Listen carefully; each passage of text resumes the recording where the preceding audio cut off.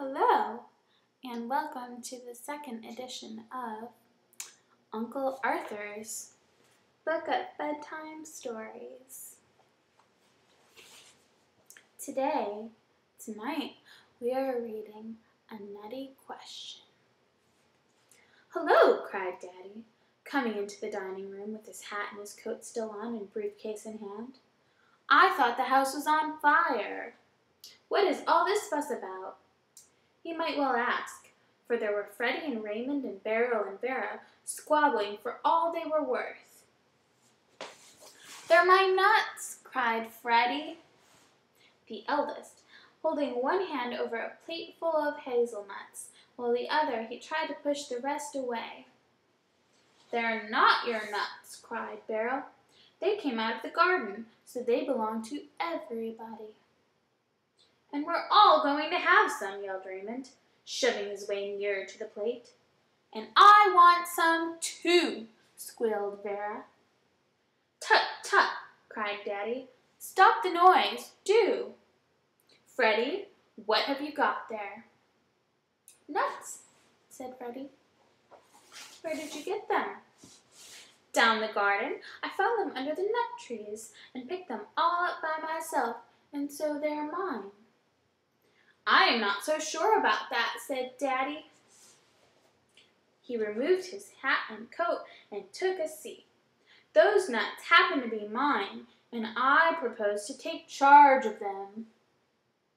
Freddie protested, but finally passed the plate of nuts over to Daddy, while the others waited in comparative silence to see what was going to happen next.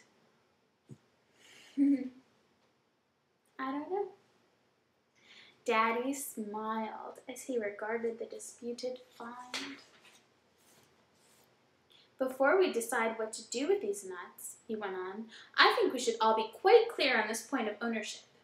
"They're mine!" cried Freddie.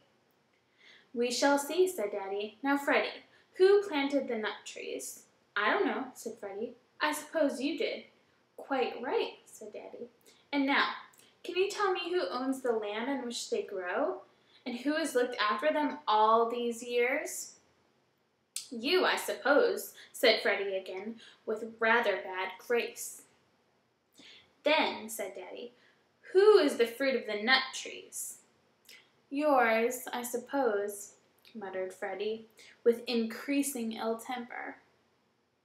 "Well," continued Daddy, with a twinkle in his eye, "I am glad we are all clear on that point. It is rather important under the circumstances. Now, seeing it is generally agreed that they are mine, it follows that I can distribute them to who I please. Of course, I'm very much obliged to you, Freddie, for picking up my nuts," he added with a smile and a bow. But Freddie did not smile. His lips were pouting too much.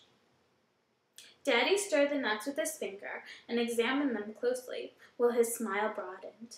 "I have decided," he said, "seeing Freddie considers these nuts belong to him, that after all it would be better if he were to have them—" "Oh, it's not fair! It's not fair!" cried the other three, while Freddie's eyes brightened. Wait a minute," said Daddy. "Don't get excited. It was very selfish of him indeed to wish to keep them all for himself.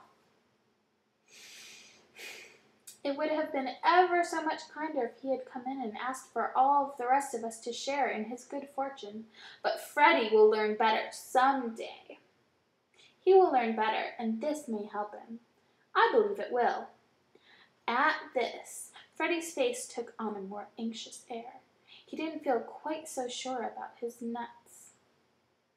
"Well, here you are, Freddie," said Daddy, passing over the plateful of nuts, "and I hope you enjoy them.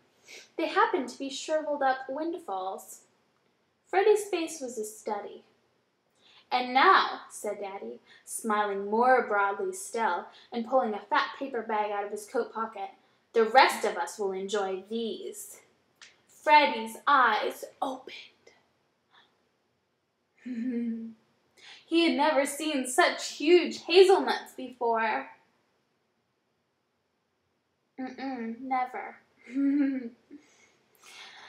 His own looked like peas beside them.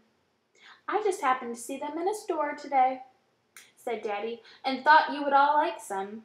Rather curious, eh? Bring the nutcrackers. Oh, by the way, Freddie, how are you enjoying yours?"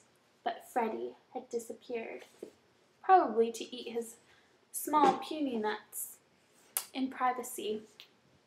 All right, kids, let's talk about the moral here. I can relate this to my own life a lot, maybe in the fruit and vegetables standpoint as opposed to the nuts, because so many of my friends have gardens this year and I don't have one. I don't have a garden, but it would be nice. But all of my friends are so amazing that they give me vegetables all the time from their gardens. And I never complain and I never ask, and so I get the large hazelnuts. And I don't have to complain, and I don't have to eat my nuts in silence.